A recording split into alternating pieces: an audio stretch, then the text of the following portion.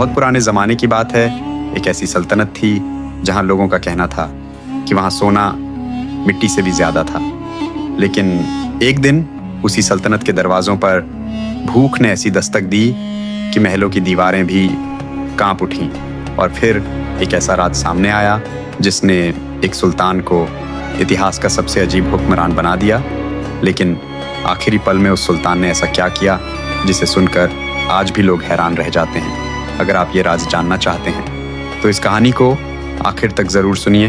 مشرق کی دھرتی پر ایک بہت بڑی سلطنت آباد تھی جہاں سلطان عبد الرحمن کی حکومت تھی، ایک ایسا سلطان جس کے حکم پر ہزاروں تلواریں میان سے باہر آ جاتی تھیں، جس کے ایک اشارے پر خزانے کے دروازے کھلتے بھی تھے اور بند بھی ہو جاتے تھے۔ مگر کوئی نہیں جانتا تھا کہ اس سلطان کے دل میں ایک ایسا راز چھپا ہے جو ایک دن پوری سلطنت کی تقدیر بدل دے گا۔ ایک صبح سلطان اپنے محل کی اونچی دیوار پر کھڑا شہر کو دیکھ رہا تھا۔ اچانک اس کی نظر ایک تنگ گلی پر جا کر ٹھہر گئی۔ وہاں ایک بوڑھی عورت زمین پر بیٹھی تھی، اس کی گود میں ایک کمزور بچہ تھا اور وہ آسمان کی طرف دیکھ کر رو رہی تھی۔ یہ دیکھتے ہی سلطان کے چہرے کا رنگ بدل گیا۔ اس نے فوراً اپنے وزیر کو بلایا۔ وزیر جھک کر بولا، حکم کیجیے جہاں اپنا۔ سلطان نے ٹھنڈی آواز میں پوچھا، وہ عورت رو کیوں رہی ہے؟ وزیرہ کچھ پل خاموش رہا، پھر دھیمی آواز میں بولا، جہاں اپنا 3 دنوں سے اس کے گھر میں ایک دانہ بھی نہیں پکا۔ اس کا بچہ بھوک سے مرنے کے قریب ہے۔ یہ سنتے ہی سلطان کی آنکھوں میں ایک عجیب چمک ابھری۔ اس نے ترنت کہا، پورا دربار ابھی کے ابھی سجایا جائے، مجھے سب سے اہم فیصلہ کرنا ہے۔ کچھ ہی پلوں بعد دربار سج چکا تھا۔ وزیر، سپہ سالار اور امیر سب اپنی اپنی جگہ کھڑے تھے، لیکن آج سلطان کے چہرے پر ایک عجیب خاموشی تھی، ایسی خاموشی جس سے ہر دل میں ڈر اترنے لگا۔ سلطان دھیرے دھیرے اپنے تخت سے اٹھا اور پھر سب کی نظریں سلطان پر ٹک گئیں، اور پھر اس نے ایک ایسا سوال پوچھا جس نے پورے دربار کی سانسیں روک دیں۔ سلطان بولا، اگر میری رعایا بھوکی مر رہی ہو تو یہ خزانہ کس کام کا ہے؟ پورا دربار خاموش ہو گیا، ایسی خاموشی کہ کسی کی سانس تک سنائی دے رہی تھی۔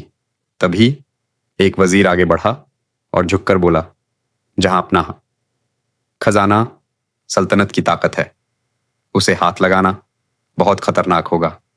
اتنے میں دوسرا وزیر فوراً بولا، اگر خزانہ کم ہو گیا تو دشمن ہم پر حملہ کر سکتے ہیں۔ پھر تیسرا وزیر بولا، غریبوں کو دینا آسان ہے لیکن خزانہ دوبارہ بھرنا بہت مشکل ہے۔ سلطان خاموشی سے سب کی باتیں سنتا رہا۔ پھر اچانک اس نے اپنی تلوار میان سے باہر نکال لی۔ تلوار کی چمک سے پورا دربار کانپ اٹھا، اور پھر سلطان گرجتی آواز میں بولا، تم سب نے خزانے کی فکر کی مگر کسی نے انسانوں کی فکر نہیں کی۔ یہ سنتے ہی ایک وزیر گھبرا گیا اور کانپتی آواز میں بولا، جہاں پناہ، ہم تو صرف سلطنت کی حفاظت چاہتے ہیں۔ سلطان دھیرے دھیرے اس کے قریب گیا اور اس کی آنکھوں میں دیکھ کر بولا، سلطنت خزانے سے نہیں بنتی، سلطنت لوگوں سے بنتی ہے۔ اور پھر اگلے ہی پل سلطان نے ایسا حکم دیا جسے سن کر سب کے پیروں تلے زمین کھسک گئی۔ سلطان پوری طاقت سے چلایا، آج سے شاہی خزانے کے سارے دروازے کھول دیے جائیں۔ ہر غریب، ہر یتیم، ہر بیوہ، ہر بھوکا انسان اس خزانے سے اپنا حق لے گا۔ پورا دربار پتھر کی مورتی بن گیا۔ تبھی ایک وزیر بے خودی میں چلا اٹھا، نہیں جہاں اپنا، یہ تباہی ہوگی۔ سلطان نے اس کی طرف دیکھا اور ٹھنڈی مگر گہری آواز میں بولا، تباہی خزانہ خالی ہونے سے نہیں آتی، تباہی دل خالی ہونے سے آتی ہے۔ اگلی صبح جیسے ہی اعلان ہوا، پوری سلطنت میں ہلچل مچ گئی۔ لوگ دوڑتے ہوئے محل کی طرف آنے لگے۔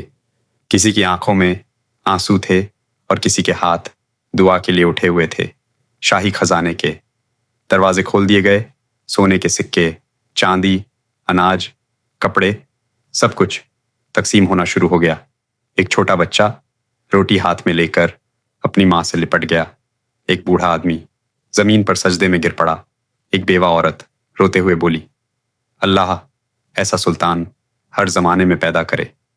لیکن اسی پل محل کے ایک اندھیرے کمرے میں کچھ وزیرہ چپکے سے جمع تھے. ایک وزیرہ غصے میں بولا, اگر یہ سلسلہ چلتا رہا تو عوام سلطان کے لیے جان دے دے گی. دوسرا دانت پیستے ہوئے بولا, اور پھر ہماری کوئی اوقات باقی نہیں رہے گی. پہلا وزیر دھیرے سے بولا, تو پھر سلطان کو روکنا ہوگا ہمیشہ کے لیے. یہ الفاظ سنتے ہی کمرے میں خوفناک خاموشی چھا گئی.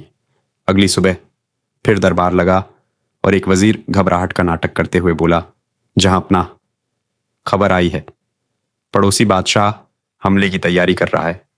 اگر خزانہ خالی ہو گیا تو ہم ختم ہو جائیں گے.